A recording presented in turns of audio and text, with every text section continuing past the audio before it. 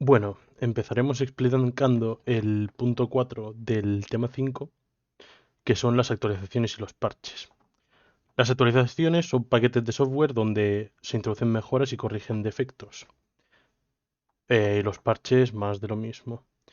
Podemos elegir varias opciones. No buscar actualizaciones ni instalarlas, comprobar si hay actualizaciones pero no descargarlas ni instalarlas, descargar actualizaciones pero no instalarlas o descargar e instalar siempre. Esto es lo más habitual en usuarios, sin embargo, para empresas o centros de proceso o servidores, lo mejor es esperar un tiempo para que, por si esa actualización tiene alguna vulnerabilidad, algún problema o simplemente da errores, pues es mejor esperarse. Los parches son parecidos a las actualizaciones, pero se utilizan para corregir defectos y suelen necesitar que el usuario lo descargue y lo instale. Esto es para corregir los errores que se puedan dar en alguna actualización o tal. El siguiente punto es el antivirus. Es un programa que vigila nuestro ordenador y mira a ver si todo está bien. Eh, Sobre todo lo que intenta mirar es si algún software intenta ejecutarse y es sospechoso. Nos previene de malwares, o sea, para evitar virus informáticos, y lo compara en una base de datos que tiene el propio programa o simplemente también de autoaprendizaje de dicho programa.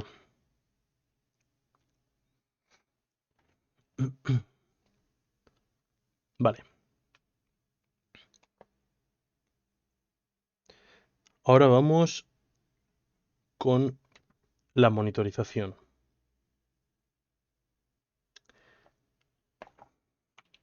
Vale, para la monitorización, pues es otra capa más en la seguridad activa de aplicaciones y sistemas operativos.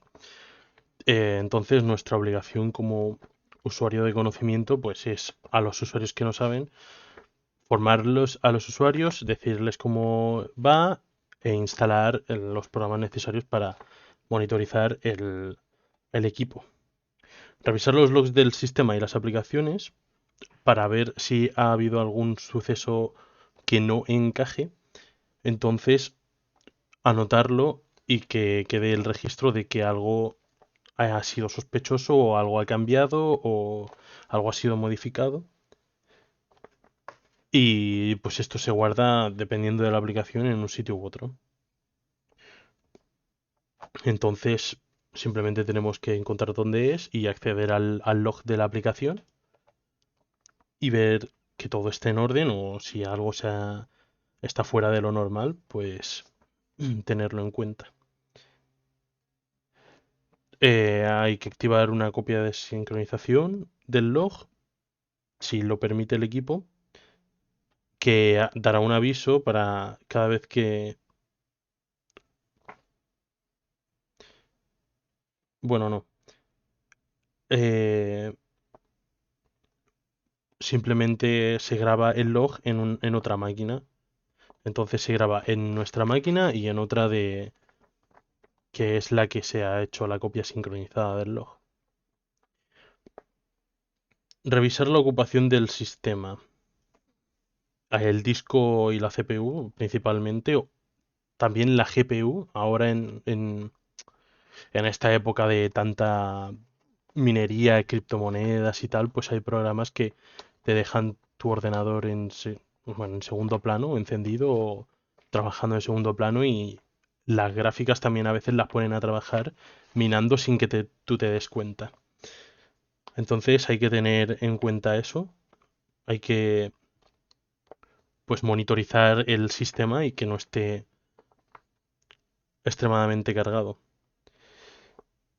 Lo habitual es programar una tarea para revisarlo cada 5 minutos, cada 10, y generar una alarma si excede X porcentaje de uso el procesador o el disco o la GPU para, para ser conscientes de que quizá esté pasando algo que nosotros no hayamos permitido.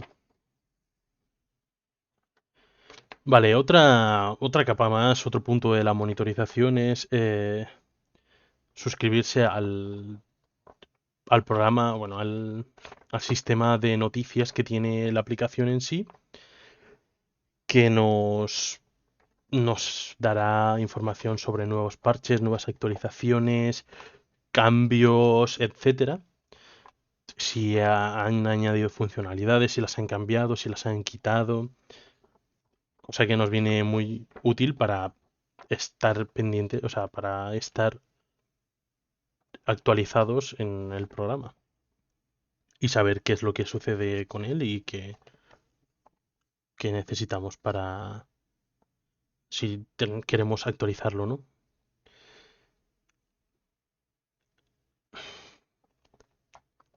Vale. Participar en los foros de usuario también es útil. Puedes, de hecho, usarlo como un recurso autodidáctico. Ahí puedes ver problemas que quizá han tenido otros usuarios que tú también los tienes o que puedes llegar a tenerlos.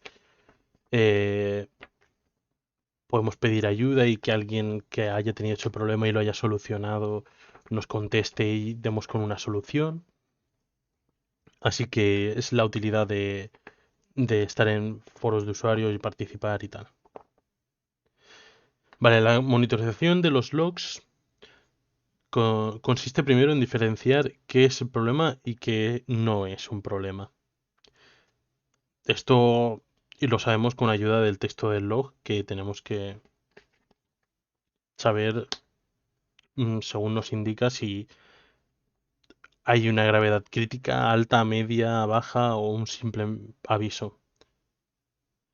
Esa es la clasificación del fabricante que nos viene, ¿no? Con los logs del propio programa y nosotros solo nosotros sabemos qué utilidad le estamos dando al sistema y sabemos qué consecuencias puede llevarnos cada tipo de aviso, ¿no? Por ejemplo, si es algo grave, pues por lo general va a ser grave sí o sí. Si es un aviso, pues igual en un punto puedes dejarlo pasar o eres consciente de que ese aviso iba a pasar o simplemente tenerlo en cuenta porque es algo con lo que no contabas y igual se te complica.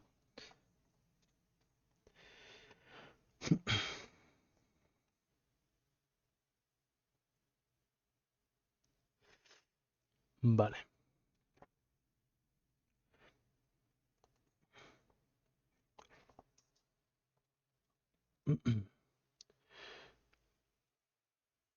Ahora también con la monitorización conviene instalar una herramienta de inventario que lo que hace es una lista de equipos y conexiones y la configuración de los dos. Eso lo monitoriza y si algo cambia, pues nos avisa.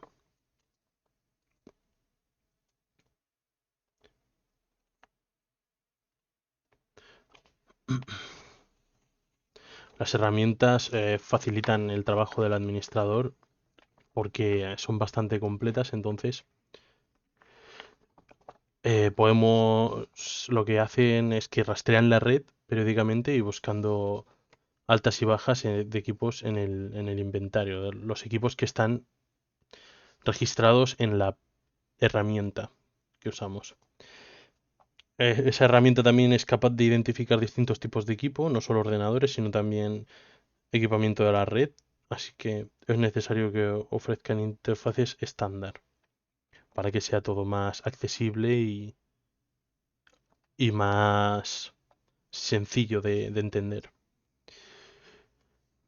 Obtienen la configuración para todos los equipos del inventario y la registran en una base de datos para generar informes, avisar de cambios, etcétera. Lo que he comentado antes, simplemente registran la configuración que tienen nuestros equipos y si hay algo que cambia, pues nos avisan. Incorporan alertas sobre ocupación de disco, inactividad de una interfaz, de disco, de CPU. También Podemos monitorizar en directo la actividad de interfaces de red, uso de CPU, de GPU, etcétera. Así que una herramienta bastante útil para los programadores, esta de inventario y monitorización. Ahora pasamos al siguiente punto, que son las aplicaciones web. Han ido evolucionando con el tiempo y aquí en este punto lo primero que nos explica es un poquito de historia de cómo han ido evolucionando. Entonces, en los 60 y 70 eran monolíticas. La funcionalidad de la interfaz, la lógica y todo eso estaba en la misma máquina. Es decir, la protección era protegiendo la máquina. Y ya está. No había más. En los 80 y 90 aparecen ordenadores personales. Así que las redes de comunicación dentro de las empresas se ven ampliadas y las redes de comunicación en sí, al aparecer los ordenadores personales, pues se ven afectadas. Entonces, estos dos avances permiten implementar aplicaciones siguiendo arquitecturas cliente-servidor, lo que eso lleva a complicar la protección. Hay que proteger a cada cliente, el servidor, la red de la empresa, el acceso a la red, etcétera. Así que evoluciona, pero a la vez se vuelve más difícil la seguridad en la red con estas aplicaciones. Y a partir de los años 90, el éxito de Internet se extiende, permite extender las aplicaciones web, las cuales siguen teniendo el modelo de cliente-servidor, a cualquier punto de conexión del planeta. El cliente, a diferencia de en los años 80, el cliente suele ser siempre el mismo, un navegador, y la comunicación utiliza redes públicas sobre las que la empresa tiene nulo control. Es decir, si tienes una red interna de empresa, pues lo puedes controlar, pero al salir al exterior esas redes dejan de estar en tu control, así que complica también la seguridad y la protección, así que es más difícil que nunca. Pero bueno, tiene sus ventajas y sus desventajas, que son las que nos exponen aquí. Entonces, las ventajas es que no necesitamos instalar nada en el cliente, solo se necesita el navegador. Cualquier actualización generada por nuestros programadores estaría inmediatamente disponible y todos los usuarios simplemente tienen que actualizar la página y ya lo tendrían descargado. Así que estaría con la versión más actual constantemente, sin necesidad de descargar nada, ni esperar, ni nada. Sin embargo, ya que la seguridad y la protección se complica tanto, pues hay que tener cuidado con que la máquina que aloja el servidor web y sus aplicaciones, pues estén seguras. Así que hay que tener medidas de protección para que no pueda entrar cualquiera a ellas. Si la máquina del servidor web no es nuestra, es un hosting, está alquilada, pues no tenemos control sobre las medidas de protección, pero debemos asegurarnos de que son profesionales y que todo estará conforme con el Service Level Agreement, que es lo que determina unos mínimos de calidad, de seguridad para poder llevar a cabo un hosting. Si aquí nos da un ejemplo de que podemos exigir descuentos si el servidor está caído más de 2 horas al año, cosa que es habitual que se vayan cayendo y tal, porque son máquinas que están constantemente trabajando y a veces las conexiones pues se colapsan. También hay que tener cuidado en la transmisión entre el cliente web y el servidor web.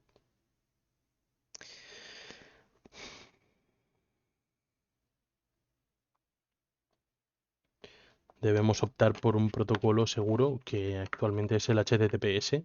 El HTTP, a diferencia del HTTPS, el texto viajaba en claro, entonces cualquier usuario que interceptara nuestra conexión, que se pusiera a escuchar entre una conexión y otra, pues podría sin ningún problema sacarnos las contraseñas, sacar conversaciones, documentos, etcétera, modificarlos y volverlos a enviar modificados.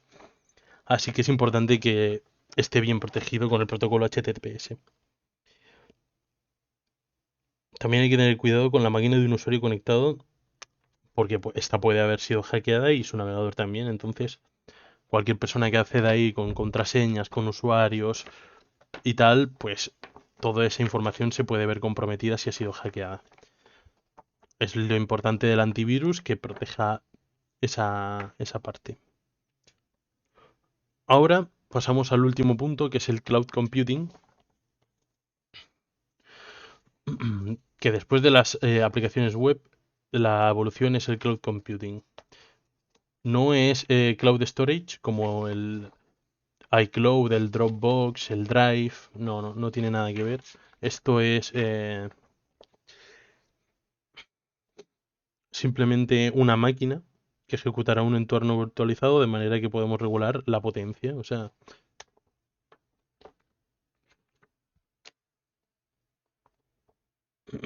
esto se llama infraestructura como servicio. Infrastructure as a service. Podemos, por ejemplo, pedir más CPU, más RAM temporalmente. Esto se ejecuta como si fuese una máquina virtual. Esto está en un entorno virtual, en un CPD, y nosotros podemos configurarlo como queramos. Nos dan la interfaz, nos dan acceso a la interfaz a distancia. Lo podemos monitorizar, lo podemos ajustar y, y ya está. Eso es la infraestructura como servicio. También hay otro tipo de cloud computing que es el software como servicio. Ya que hay gente que no entiende de esto porque igual no se dedican a lo que es la computación, a lo que es la configuración de servidores, la configuración de seguridad en informática, etcétera. Por ejemplo, una fábrica de coches no va a tener ni idea, ¿no? Aquí nos ponen el ejemplo de una fábrica de quesos. Entonces, esto lo que hace es que nos dan ya un entorno virtualizado configurado con sus protocolos de seguridad, con sus permisos, todo. Como si nos configurasen una máquina virtual y nos diesen directamente el programa ya hecho.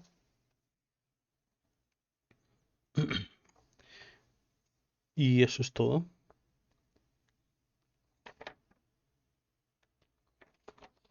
Aquí acaba el tema y están explicados todos los puntos. Espero que se hayan entendido correctamente.